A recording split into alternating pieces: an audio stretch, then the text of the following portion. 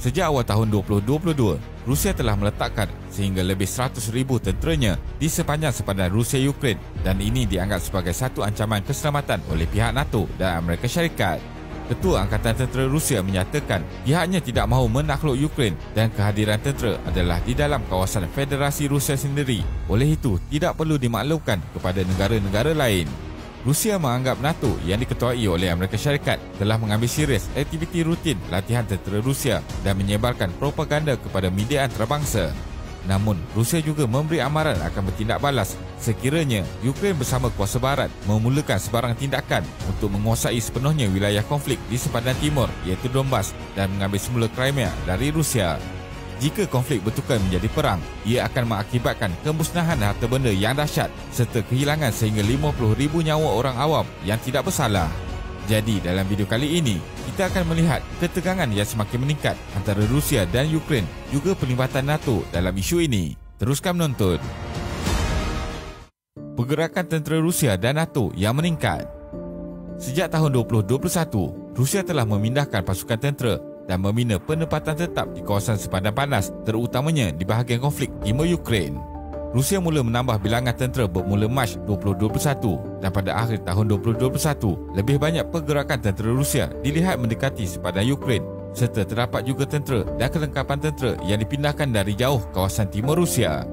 Menurut penilaian dari Perisikan Amerika Syarikat, terdapat 83 batalion tentera Rusia di sepanjang sepadannya dengan Ukraine iaitu meningkat dari 60 pada Januari lalu. Tindakan ini seolah-olah menunjukkan Rusia mempersiapkan pasukan tentera untuk memulakan penaklukan besar-besaran ke atas Ukraine. Ketika ini, terdapat 130,000 tentera di sepanjang sepadan Ukraine dan Rusia dan angka boleh mencecah sehingga 175,000 orang menjelang beberapa minggu lagi. Selain itu, satelit milik Amerika Syarikat mengesan pergerakan tentera Rusia yang besar sejak Perang Dingin dengan latihan ketenteraan dinamakan Union Resolve 2022 diadakan pada 10 hingga 20 Februari 2022 di Belarus. Kementerian Pertahanan Rusia memaklumkan sistem peluru berpandu S-400, sistem peluru berpandu nuklear Iskander dan pesawat pejuang Su-25 digunakan dalam latihan ketenteraan tersebut. Rusia juga menggerakkan senjata generasi terkini iaitu pesawat pejuang MiG-31K yang dilengkapi peluru berpandu hypersonik ke bandar Kaliningrad, Rusia. Menurut pakar dari China, ketika ini Amerika Syarikat dan NATO tidak mempunyai keupayaan untuk memintas peluru berpandu hypersonik ini yang boleh mengenai sasaran sejauh 2,000 km dan pangkalan tentera udara Rusia di Kaliningrad memberi kelebihan geostrategik untuk menghadapi ancaman dari hampir kesemua negara-negara anggota NATO.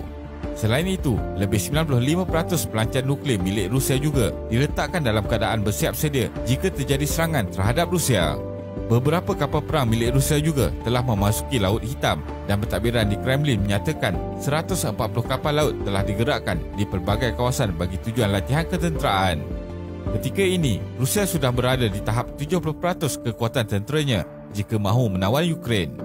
Di pihak Amerika Syarikat dan NATO pula, walaupun menyatakan tidak akan berperang di Ukraine, mereka turut menghantar senjata, pasukan tentera dan melakukan misi latihan ketenteraan di Ukraine. Kapal pengangkut Amerika Syarikat iaitu Harry S. Truman juga digerakkan ke lautan Mediterranean sejak Disember 2021. Pada 24 Januari 2022, Pentagon telah menyiapkan 8,500 tentera untuk dihantar ke negara-negara NATO di Eropah Timur seperti Romania dan Poland. Terdapat kira-kira 70,000 tentera tetap Amerika Syarikat di Eropah dan separuh dari jumlah itu ditempatkan di Jerman dan boleh digerakkan ke mana-mana negara anggota NATO ketika ini.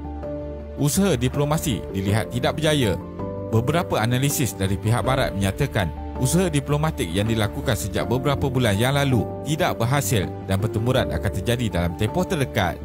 Jika perang terjadi, kos terhadap ekonomi adalah sangat besar dan krisis kemanusiaan terburuk di Eropah akan berlaku.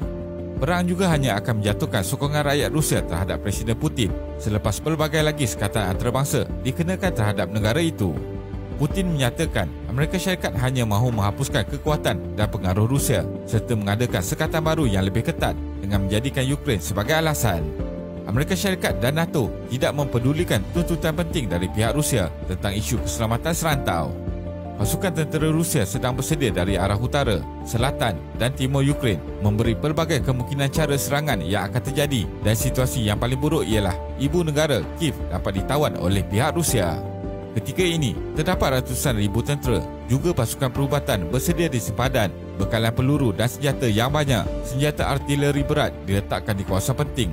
Sistem pertahanan darat, udara dan laut yang paling moden digerakkan dan pasukan khas Rusia menyelinap ke dalam Ukraine. Tuntutan Rusia ke atas NATO. Kebuntuan dalam perbincangan diplomatik dari pihak antarabangsa dalam krisis ini menggugat masa hadapan Ukraine. Krisis Ukraine dijadikan sebagai cara untuk mengukuhkan pengaruh Rusia di Eropah dan peringkat global dan bakal menjadi legasi Presiden Putin. Tiada perkara yang dipandang kecil bagi Putin dan beliau boleh bertindak agresif untuk menakluk Ukraine. Misi terbesar Rusia adalah bukan sahaja di Ukraine, akan tetapi menjadi kuasa penting dalam isu keselamatan Eropah.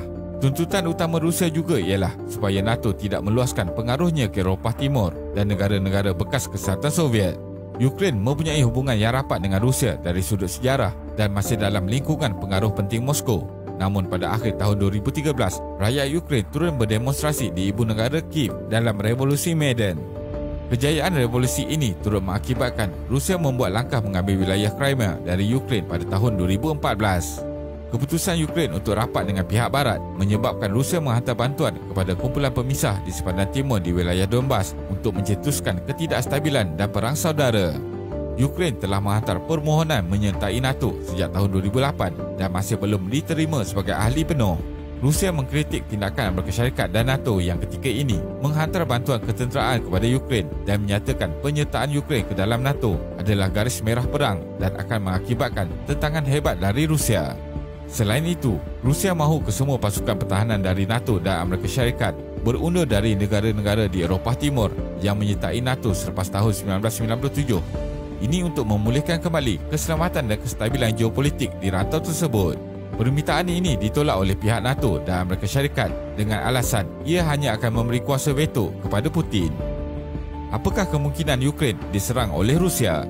Tinjauan pendapat di pelbagai institusi akademik di Amerika Syarikat mengenai kemungkinan tindakan ketenteraan Rusia ke atas wilayah Ukraine mendapati 56% daripada 362 responden merasakan Rusia akan meneruskan kemarahan dalam tempoh 5 tahun akan datang.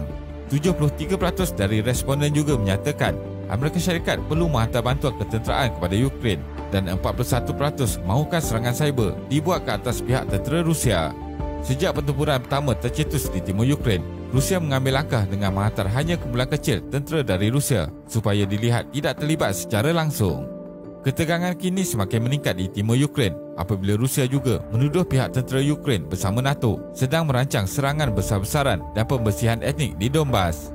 Amerika Syarikat pula menuduh Rusia akan membuat serangan menggunakan drone di wilayah Donbas. Kedua-dua pihak saling membuat tuduhan yang boleh dijadikan alasan untuk lebih agresif dan tercetusnya serangan bersenjata.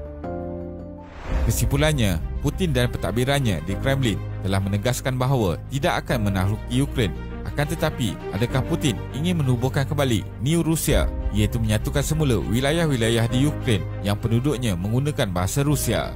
Bagi Rusia, Ukraine adalah sangat penting dan tidak dapat dipastikan di manakah garisan merah perang sebenar dalam konflik ini serta pihak mana yang akan melangkaui terlebih dahulu. Terima kasih kerana menonton dan jangan lupa subscribe. Jumpa lagi.